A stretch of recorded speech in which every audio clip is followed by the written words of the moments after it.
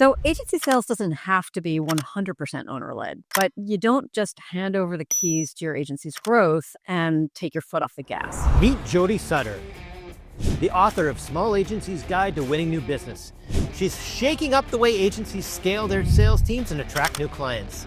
Agency owners who've worked with Jody have seen their revenue more than double, with significant profit increases in less than a year. But what's her secret?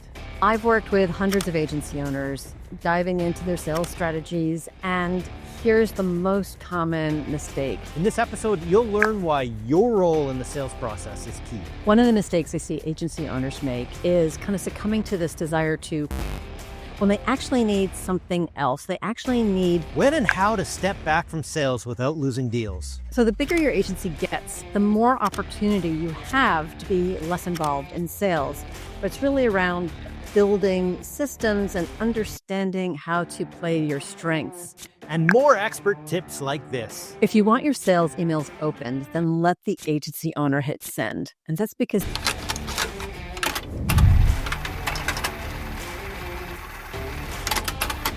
Well, Jody, let me start off by asking you, why do you believe that agency owners are often the best salespeople in their business?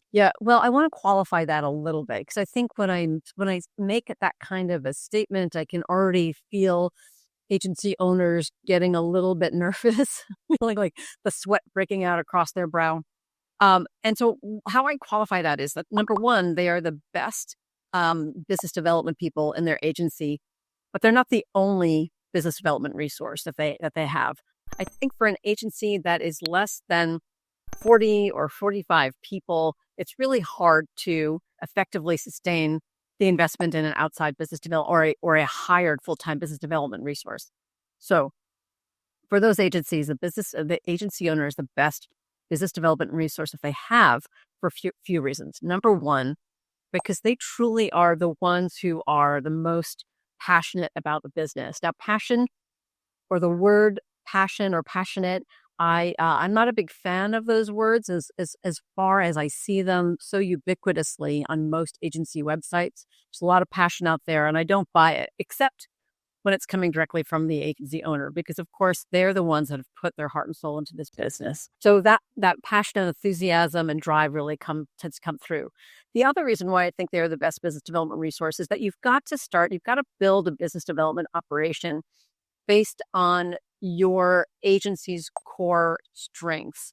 And so it doesn't make sense to, again, outsource that or delegate that to someone else as the agency owner if you aren't sort of at least building some kind of foundation. Now, a lot of agency owners have a lot of different strengths. So I want to, if you're an agency owner that isn't necessarily feel that drawn to, say, outbound, then maybe there's a different type of lead business development tactic that we can sort of build your new business ecosystem around.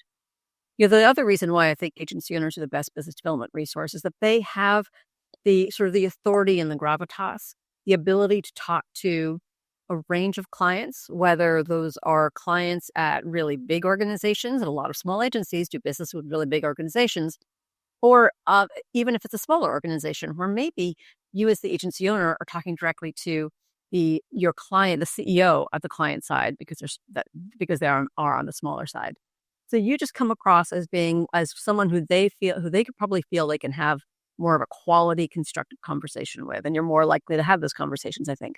So at what point in the growth cycle you think it's, the right time for the owner to start delegating some of the sales to the broader team? That's a really good question, and I think it depends. It's going to depend agency by agency. But I have a bit of a framework framework that I often share with my clients to help them decide when the right time. And it's a bit of a stepped framework. So we start from, where you're, quite a small agency where you're going to be doing most of the business development as the agency owner. And as you grow, you're going to be able to offload a little bit more here and there. So if you're really small, if you're, say, under 5 people, my personal philosophy or my professional philosophy is that you will probably, as the agency owner, it is unrealistic to think that you're going to be able to delegate a lot. You're going to have to be heavily involved in sales or in the closing. And I also think it's really important for you to stay focused on high level tasks like relationship building and again, closing the deals, making sure that those prospects feel comfortable being turned into clients. So that's if a really small team. And I work with a lot of agents. I think there are a lot of agencies out there that are 5 people and below. If you're finding value in this video, make sure to hit that subscribe button so you don't miss out on more tips to help grow your agency. When you get to a little bit more, let's say you're getting above 5 employees, then I think you can start delegating. What I would delegate is the responsibilities that are a little bit more administrative. And I think that's, again, probably goes back to a lot of small business owners. They have to start letting go of the stuff that other people not only can do as well, but probably much better. So let's say you are a really good relationship builder and you are not afraid of outbound, you're not afraid of networking. So you're going to have a large contact database. Having someone else manage that's a great thing to delegate as you're sort of between that 5 and 10 employee thing so that you can spend more of your time, your business development time, focused on the stuff that's really going to matter, filling the pipeline and filling the pipeline with relationships that are going to convert. So then as you get a little bit bigger, when you get closer to 10 or 10 plus employees, now what you can do is I recommend that my clients take a look at what their personal new business strengths are. Like I said, some are really good at outbound. Some are going to be much better, say, writing a book, a lead generating book. Some are going to be much better walking out onto a keynote stage and generating leads and growing awareness that way. So we want to look at your strengths and sort of take a reassessment moment and say, okay, are we really focused on your strengths? What kind of basic stuff can we let go of? Maybe now we can decide that maybe it's not hiring a full-time business development person, but maybe it is getting an outsourced outbound help while you are going out on keynote stages, going to the conferences where your ideal clients are. And then when we get above 25 employees, you're going to get sort of 25, 50, 25, 40. Then I think that's where you can start to expand to that and start to complement it. And so one of the ways you may want to complement it is by saying, well, now we're finally ready to bring on that full-time person. And I think one of the mistakes that agency owners make is I've heard this a lot, like, I just need to clone myself. Because at this point, they've mastered their own approach to business development. And so there's a tendency to think, well, now I just need to get more of me. And I say, let's actually get some complementary skills so that you can keep doing what you're good at, but we can also fill in with some skills and talent or tasks that others are better at. So are there risks that you see to stepping away from sales too soon as you're trying to scale? Yeah, well, one of those risks could be the sort of a variation on what I just mentioned, this idea of trying to clone oneself. So I think sometimes that can happen earlier on in the process where the agency owner too early says, I don't want to do this anymore. I need to find someone else just like me. And then it's like, again, so you'll probably recognize this too, that as the agency owner, as the business owner, you probably are a little bit more visionary. You're maybe more of a quick start type of person. And, business development actually does require a little bit of consistency. And it can be a really sexy role when you are out meeting clients and bringing in business, but it's also a lot of like very basic blocking and tackling. So that's one of the mistakes is agency owners say, I just need more of me. And especially if that's too soon. I also see a certain loss of personal touch. So we're going back to this idea that the agency owner is also the one who can truly say that they are passionate about their business and passionate about getting results for clients. So you remove that and you try to translate that passion onto a salaried employee. And I don't care, these salaried employees, they can be dedicated and talented and totally committed to doing the best for their job. They're not going to be passionate like the owner.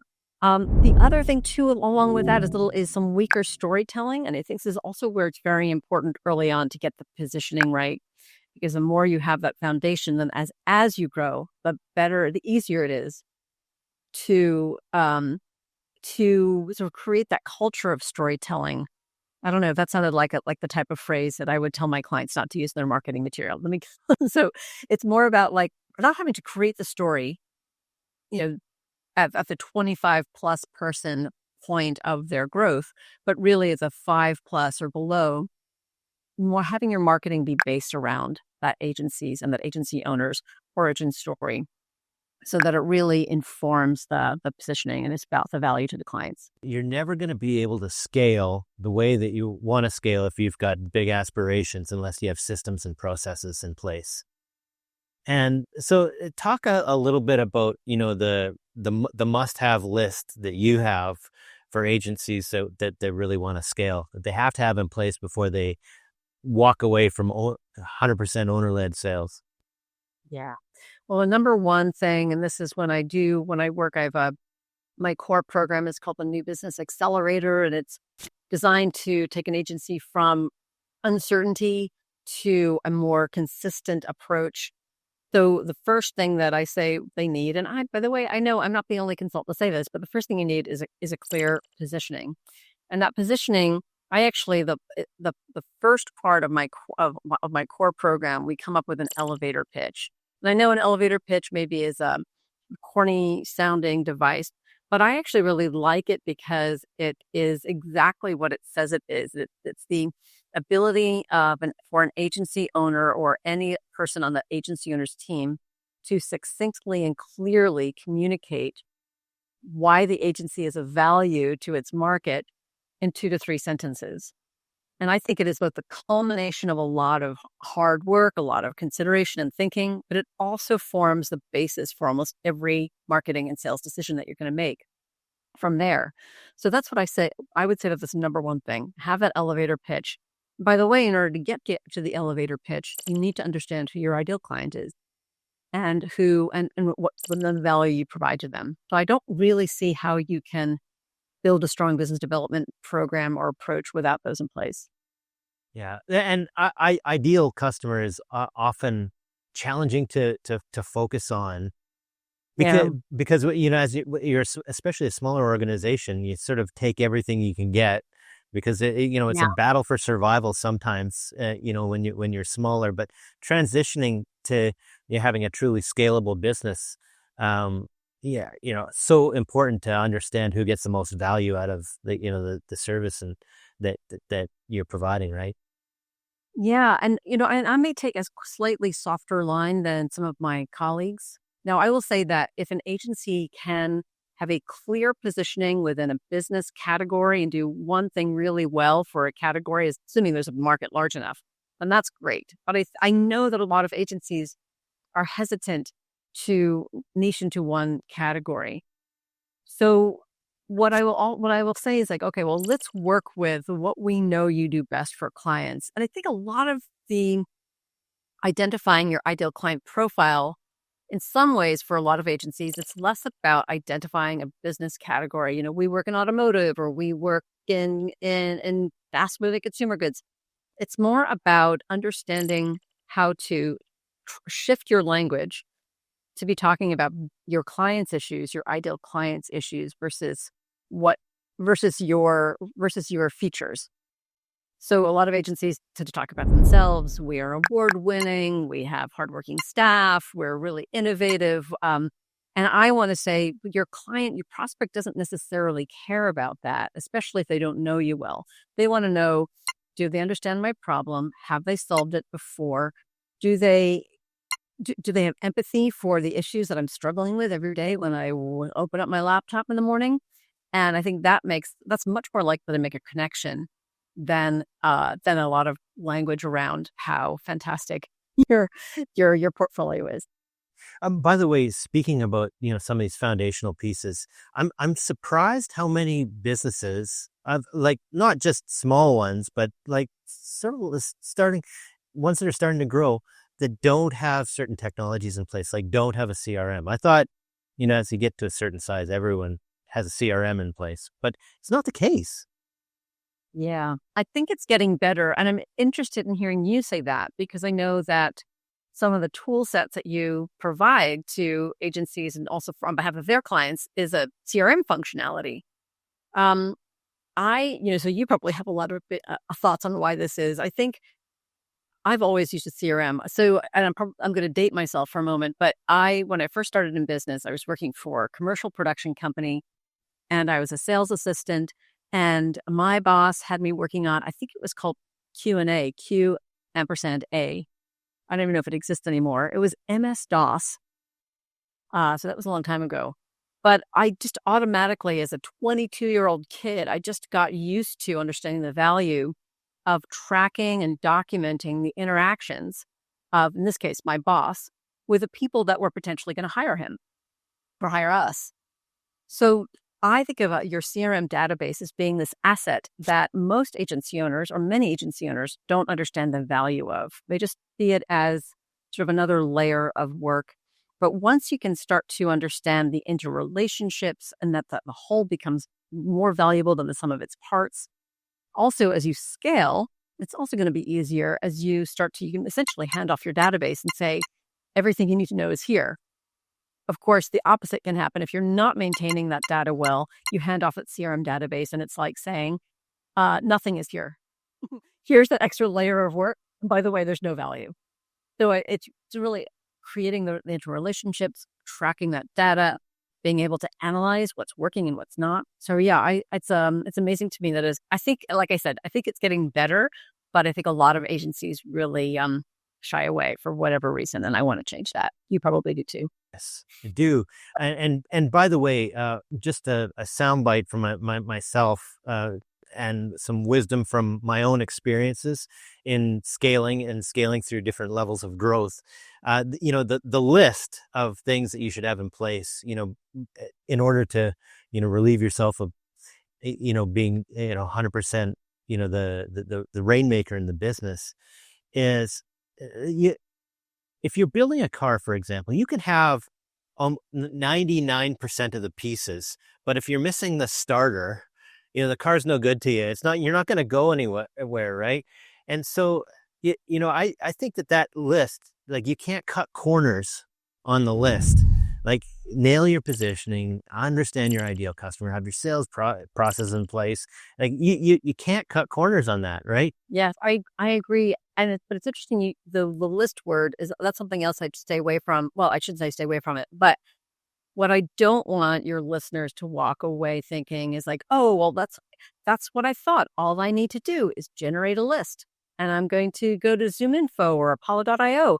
No disrespect to those fantastic sources of information, and then you get a list. Again, that's meaningless because it may or may not apply to your ideal client profile, and they're just a bunch of people that you don't know with zero relationship, with zero bonds to. All right. Well, getting around to that then, like, who should be doing the outreach? Well, I have bad news for some agency owners because for a lot of agencies, it should be them. So again, especially in that smaller, that 5-person or less, I don't think that there's a way to avoid that. And I think unless the agency owner is, and I was going to say unless they're so introverted, but I've actually worked with there are actually a lot of introverted agency owners. And what's interesting is that they are, in fact, they actually have some very strong interpersonal skills. They just are going to benefit themselves with having a clear value proposition, a clear rationale. So ironically, those are the agency owners who are going to benefit in some ways the most from a clear elevator pitch. But so I would say if you're an agency owner and you're getting to that sort of 10 plus or 25 plus person level, yes, you can probably, and you cannot stand doing the outreach, then yes, this is the time now to say, well, I need to complement my strengths with someone who's good at outreach. But here's the thing, it always goes back to, I think every agency owner should ask themselves, well, what do I give up? Am I going to sacrifice, again, that authority and gravitas that my clients might react positively to if I send a more junior person? So I think that's really the trade-off, and that's what you have to look at carefully as you grow. By the way, when you were mentioning ideal customer before, I wanted to ask you, what is the best way to evaluate whether a prospect is going to be a really good fit for your business? Because I think, That evaluation is so important in the whole process, right? Absolutely. And I think a lot of my clients don't always have that selection criteria in place. But I think there are two things. So what what I will tell my clients is in terms of defining that ideal client profile so that you can recognize them when they come across the transom, you want to ask yourselves two things. Number one, you want to ask who do we serve best? Enjoying the insights? Tap that subscribe button and join a community of agency owners looking to scale smarter, not harder. And then who are we best served by?